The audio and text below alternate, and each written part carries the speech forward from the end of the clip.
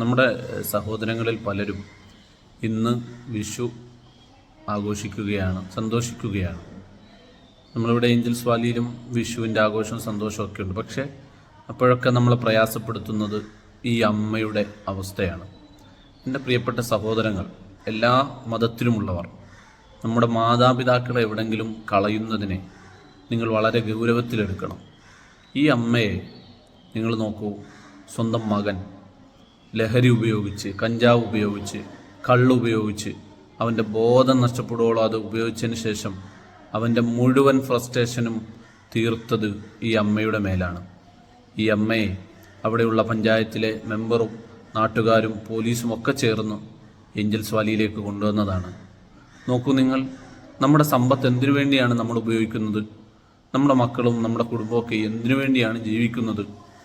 ഈ അമ്മയെപ്പോലെ എത്രയോ ആളുകളെയാണ് ഓരോ ദിവസവും അനാഥാലയങ്ങളിലേക്ക് വലിച്ചഴിക്കപ്പെടുന്നത്.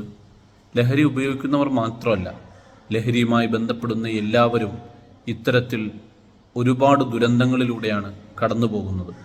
വർഗീയതയും ഫാസിസവും അങ്ങനെ തുടങ്ങി എന്തൊക്കെയാണ് നമുക്ക് പറയാനുള്ളത്, ചെയ്യാനുള്ളത്. ഇവിടെയുള്ള മീഡിയകളും സോഷ്യൽ മീഡിയകളുമൊക്കെ വർഗീയത പറയാനൊന്നും ഒരു ഉളുപ്പുമില്ലാതെ, ഒരു പ്രയാസവുമില്ലാതെ ആളുകളിങ്ങനെ കയറി മേഞ്ഞുകൊണ്ടിരിക്കുക. സിനിമയുടെ പേരിൽ വർഗീയത, സീരിയലിൻ്റെ പേരിൽ വർഗീയത, എന്തൊക്കെ പറയാൻ പറ്റുമോ അതൊക്കെ പറയുമ്പോൾ ഇവിടെയും ഇങ്ങനെ കുറേ കാര്യങ്ങൾ പറയാനുണ്ട്. ഇതൊക്കെ പറയുമ്പോൾ തന്നെ ഒന്നുകൂടി നമ്മൾ പറയട്ടെ. കഴിഞ്ഞ ദിവസം ഇവിടെ കരുനാഗപ്പള്ളിയിലെ ഹെഡ് പോസ്റ്റ് ഓഫീസിൽ നിന്ന് ഏഞ്ചൽസ് വാലിയിലേക്ക് കുറേ കൊറിയറുകൾ വന്നു.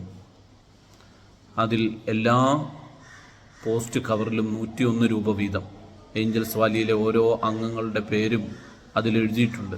അവർക്കെല്ലാം വിഷുക്കൈനീട്ടമായിരുന്നു അവർ കൊടുത്തുവിട്ടത്.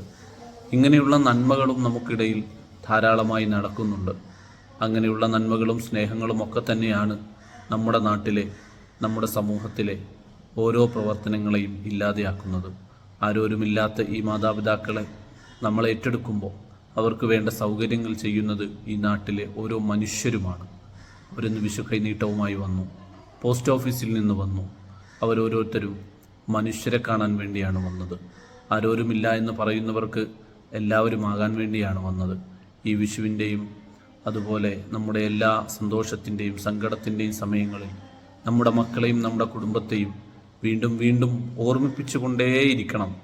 നാം ഒരുമിച്ച് ഒന്നായി ഈ നാട്ടിൽ ലഹരിക്കെതിരെ, തിന്മകൾക്കെതിരെ ഒരുമിച്ച് നിന്ന് പോരാടുമെന്നും എല്ലാ വർഗീയതകളും അവിടെ വീണുടയും, എല്ലാ അപരവിദ്വേഷങ്ങളും അവിടെ വീണ് അവരുടെ എല്ലാ തെറ്റുകളും അടർന്നു വീണ് നശിച്ച് നമ്മുടെ നാട് സമ്പൽ സമൃദ്ധിയിൽ ഇന്നത്തേക്കാൾ നാളെ മനോഹരമായി മുന്നോട്ട് പോകും. എല്ലാവർക്കും സന്തോഷങ്ങൾ.